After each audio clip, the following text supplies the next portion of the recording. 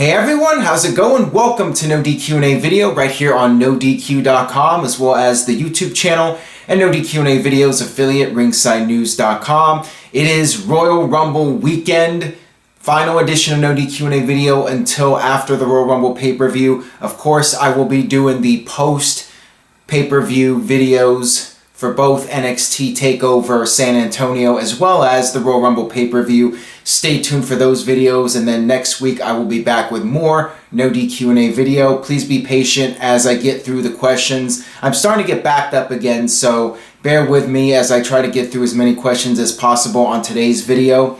Let's get started today with the first one, which comes from Sonic Jackson. With Undertaker eventually needing hip replacement surgery, how soon do you expect him to retire? Right after Mania? That's a very interesting question. Will Undertaker have his hip replacement surgery after WrestleMania, and will that be Undertaker's last match this year's WrestleMania, WrestleMania 33? Or will he somehow be able to stick around for one more year and come back at WrestleMania 34? It seems like every year we all speculate about Undertaker, will this be his last match? And he just keeps going. He's like the Energizer Bunny. He keeps having one more match, one more WrestleMania match left in him. But at some point, something's got to give. And it does feel like it's close to the end for The Undertaker. And I've said this before, there's nothing really left for him to prove. He's done it all in WWE. The streak is over. Undertaker has left a legacy that very few will be able to match in their careers. Undertaker is one of the all-time greatest in WWE, and he has sealed his fate as one of the all-time greatest. This year could end up being the last one. Realistically, I think there's a solid chance that we could see Undertaker wrestle his last match, and then he'll have the hip replacement surgery, and that'll be it. That'll be the end of The Undertaker's career. And I'm fine with that. I'm fine with him doing one more match and calling it a career. I mean, at this point, I'm surprised that we've seen as much of The Undertaker as we have. He's still making appearances. He's going to be part of the Royal Rumble match. And it seems to me like this is going to be the last run. I mean, there's always a possibility he'll come back for 34. And that is in New Orleans where the streak ended. So it would be very poetic for that to be his final WrestleMania. But if his body is giving out on him and he needs this surgery, he needs to look out for his health first. And I think most fans would want to see Undertaker take care of himself. They would want to see Mark Calloway get the surgery and be healthy rather than trying to do one more match just for the fans, just to end his career where the streak ended. To me, it doesn't have to go down that way. I'd rather Undertaker do one more great match and then end it rather than try to stick around for another year when he's not really physically able to do so. This one comes from Tiffer. What about Stephanie McMahon bringing in Ronda Rousey as a mercenary type to take out Sasha, setting up a WrestleMania match? I could see that potentially happening since Sasha Banks is probably out of the title picture for the future, and that includes WrestleMania. It does seem like maybe there's something to Stephanie McMahon and Sasha Banks in terms of a feud. We did see a little bit of that the other week, although that just could be Stephanie having herself written in the storyline as being super strong and talking down to the talent, which we've seen before. You know, the McMahons always have to look strong and being able to stand up to the talents and all that, and Stephanie's no exception. So it just could be that, or that could be WWE planting the seeds for something with Stephanie and Sasha. I'm not sure about Stephanie facing Sasha in a match, but certainly that would be an interesting idea for Ronda Rousey to be aligned with Stephanie rather than the two of them be enemies. But I sense if Ronda comes into WWE, she's going to be a babyface character.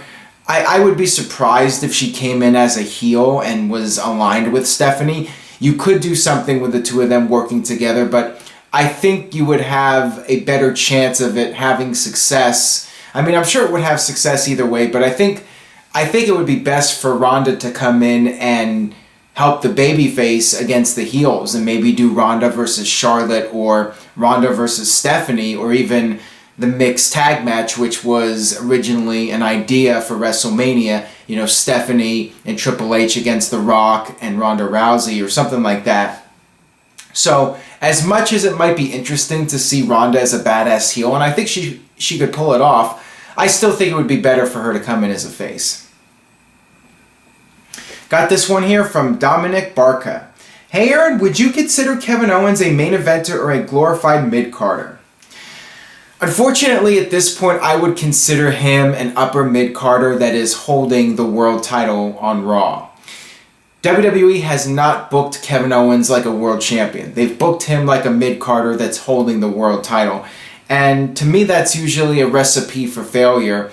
It just brings down Kevin Owens, and it also waters down the title. And the Universal title is a brand new title, so you need to really establish it right away as something important.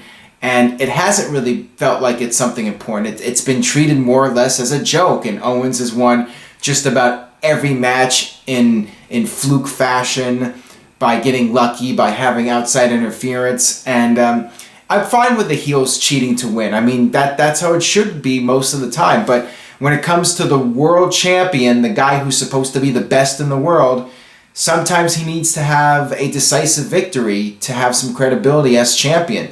So you believe that this guy, when push comes to shove, he can actually get it done in the ring. And I do not think WWE has done enough with Kevin Owens to make him a credible world champion. And if Roman Reigns beats him, I think Owens will not go down as one of the greatest world champions in WWE history just because he wasn't booked very strongly as champion. Got this one here from JJ. Do you feel American Alpha is getting fan reactions you anticipated, lacking charisma, or just need character development? It doesn't help when American Alpha are not even defending their titles on pay-per-view. To me, that was a huge mistake, not building up American Alpha for a tag team title match at the Royal Rumble. I think that was a big mistake right there. And yeah, WWE has not portrayed them as something special. They're just two guys. That's how they're portrayed on television, and they just happen to be the tag team champions. We saw on SmackDown this week they were just lumberjacks. That was their role on SmackDown. They were just out there as two random lumberjacks. And these guys are the tag team champions of SmackDown. So that was pretty disappointing. I would say WWE has not done a very good job showcasing American Alpha and playing to their strengths that got them over in NXT. These two guys are tremendous athletes, and they haven't really had the chance to showcase that on SmackDown and on pay-per-view. So to me, that is a huge shame, and American Alpha are very much at risk of just becoming two random guys and not being able to recover from the booking. There are some guys that can be booked poorly and can overcome the bad booking and get over. But there are some guys that if you book them poorly, if they don't have enough charisma or they don't have enough just natural star power or presence, they're going to get lost in the shuffle no matter how good they are in the ring, because WWE has a lot of really talented guys. I mean, they have one of the best in-ring talent rosters perhaps in history. Some would argue the best roster WWE has ever had in terms of talented in-ring performers. But it's having the character development, it's having the storylines, and it's having the push that makes all the difference in the world. And American Alpha needs something right now, and just being the tag team champions isn't going to cut it. They actually need to be booked like champions. You know, same thing with Kevin Owens. They need to look really impressive on television every week in order for fans to see these guys as being credible. This one comes from Brad Pender. Hey Aaron, how many of the internet fans do you think watch WWE on the internet? I do.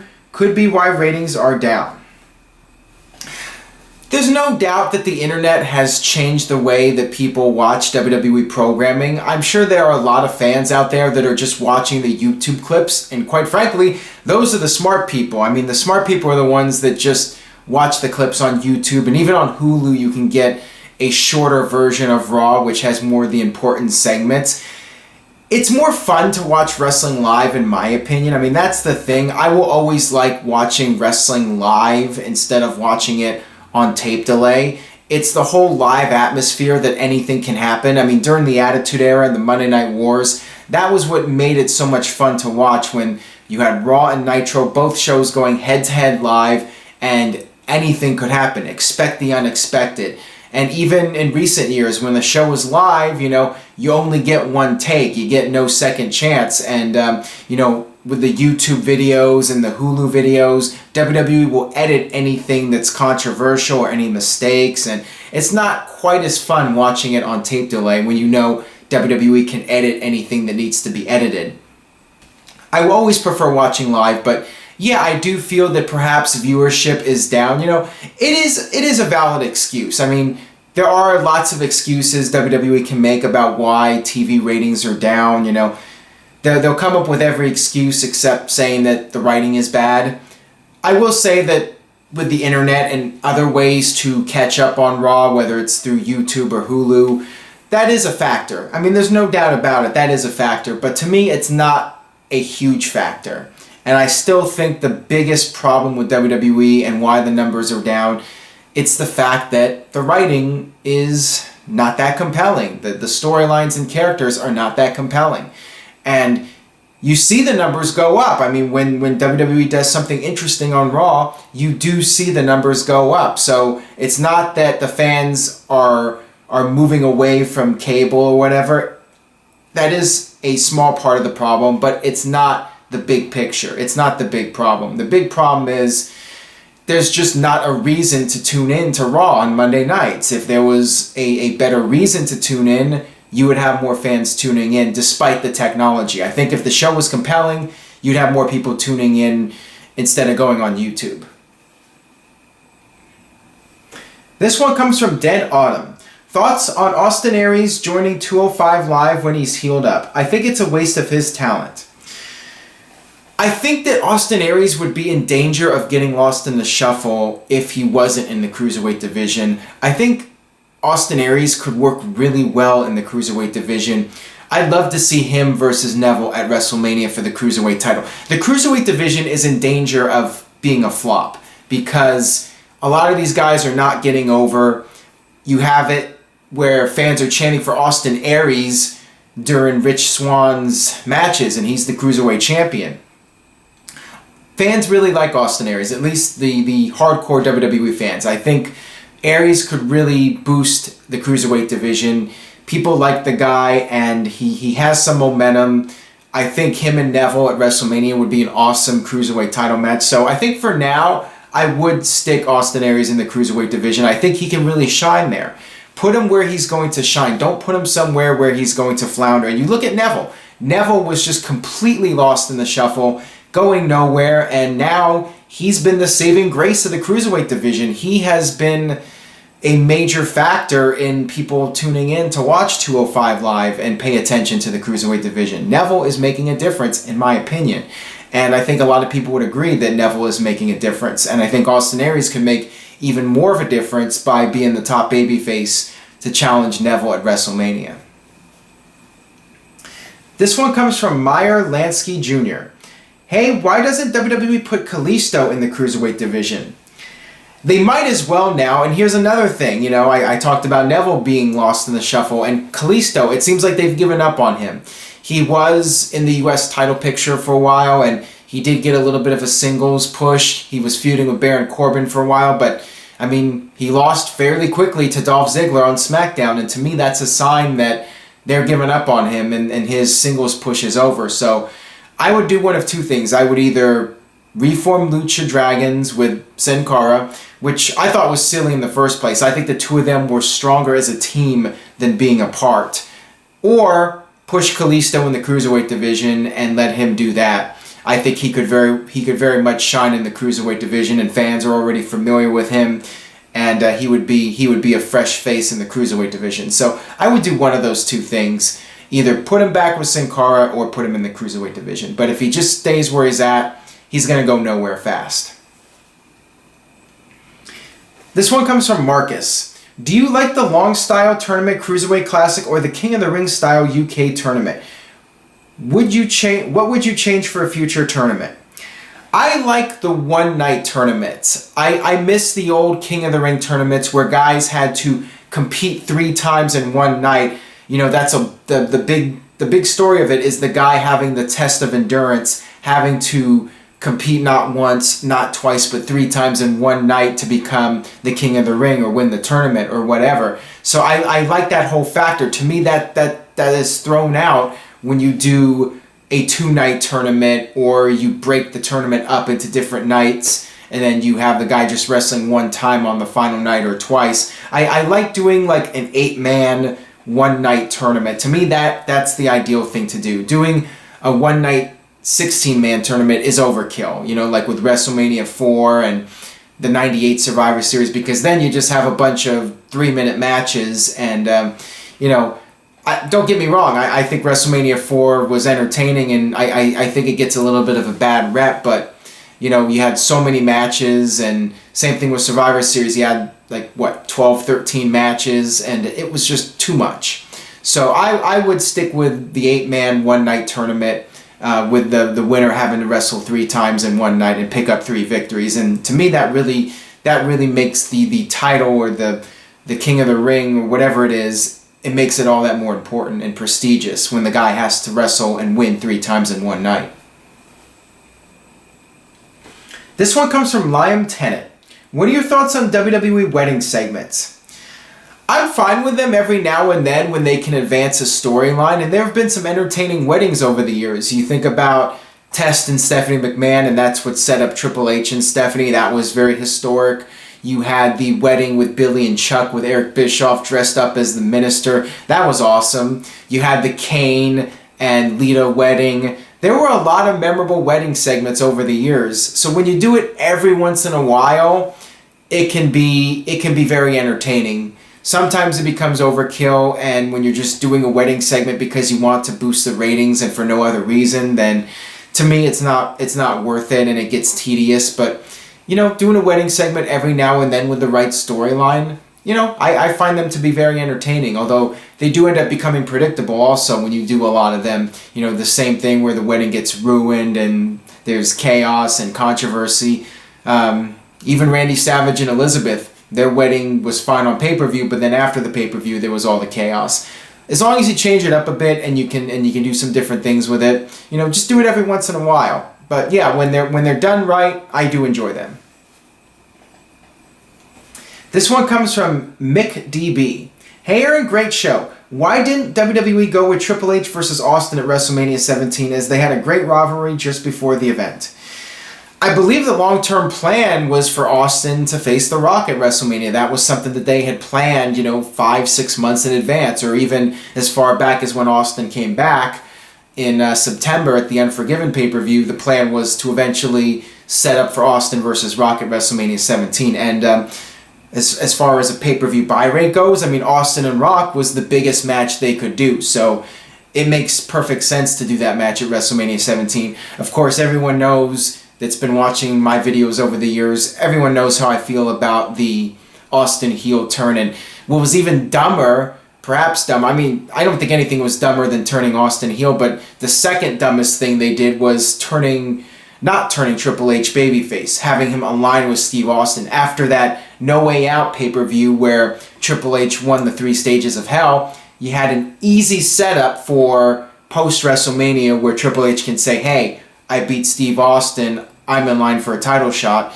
They could have turned Triple H babyface. They could have done Austin versus Triple H at Backlash. I mean, I wouldn't have done that. I would have just had Austin stay face and have heel Triple H challenge Austin after WrestleMania. But, you know, WWE decided to have the two of them work together, which was just totally stupid because of the fact that they did this whole storyline where Triple H had Steve Austin run over. And they had this feud where Austin was dropping Triple H from the top of the car, you know, 10 feet down, and all this stuff. And then all of a sudden they're working together. It was completely illogical, and I was not a fan of it at all. And the ratings started dropping. Look at the TV ratings during that period in April and May. How it was a free fall. I mean, people were tuning out, and you know, it was because nobody wanted to see Austin as a heel. And the Austin Triple H alliance, you know, some people try to defend it and say it gets a bad rep, but I was not a fan of it. This one comes from Charlie Wong. Hi Aaron, how long do you think the Bullet Club will stay in New Japan Pro Wrestling before they phase out? I don't really know much about the Bullet Club in New Japan, but I would assume that it will stick around for a while as long as you have the members staying in New Japan. If WWE ends up signing some of those guys, if Kenny Omega ends up in WWE, I mean, I think as long as the Young Bucks are part of it, I think it'll have some staying power, and I guess Cody Rhodes is now part of it. So, you know, as long as they can keep a couple of the key members there, then why disband the group? I mean, if you have something that's hot, you keep it going. And if New Japan is like WWE, they'll run that thing into the ground as long as humanly possible, as long as they can make money from it. So as long as they have a couple of the members that people associate with the Bullet Club, like the Young Bucks, you know, I would keep it going. This one comes from Darren Holding. In the 90s, there were loads of WWE signs. Why don't we see as many nowadays? Back then, WWE really encouraged fans bringing in signs, and, you know, in 97, 98, Vince would say on commentary, you know, WWF is about freedom of expression, and, you know, they made a big deal out of it, how fans had the right to say whatever they want on the signs. And, you know, WWE did confiscate signs, you know, especially if they were very vulgar. But in later years, WWE would begin censoring the fans more and more, and would make a bigger deal out of confiscating signs. And, you know, fans just got out of the habit of bringing signs. And it still happens, but, you know, it's not something that WWE makes a big deal out of like they used to back in the 90s. I mean, they would encourage fans to bring signs back then. This one comes from Chris. Hi, Aaron. I know everyone loves the Attitude Era, but I was wondering, what order would you rank each era of WWE? Well, Attitude Era was the biggest era of WWE in terms of popularity. And of course, the Monday Night War era, if you're combining WWE and WCW, that would be, in my opinion, the best era. And then the Golden Era, which is the Hulkamania era, 84 through 92. And then Ruthless Aggression, you know, 2003 through 2008, you know. And then probably the current era we're in right now, the PC era, whatever you want to call it, the second brand split era. Last era for me would be the New Generation era. To me, that was the worst era of WWE, 93 or 92 versus 92 through 96. You know, that was probably the weakest era of WWE in my opinion. And then after that, the second weakest would be when they went PG, you know, 2008, 2009 through 2012, around the time the Shield came in. You know what? I would go before that. You know, when Punk did the pipe bomb, you know, to me that was the start of a new era in WWE when things started to pick up. You know, from 2008 through 2011 when Punk did the pipe bomb, to me that was a pretty weak era, but I would still say the New Generation era was weaker. That'll do it for this edition of No DQ&A video. Thanks as always for watching. Make sure you stay tuned to NoDQ.com for NXT TakeOver San Antonio coverage, as well as coverage of the Royal Rumble. I will be doing the live play-by-play and live results updates on NoDQ.com. It's going to be a long day, 6 hours on Sunday, but hopefully you guys will check it out. I will see you guys next time for more No DQ&A video.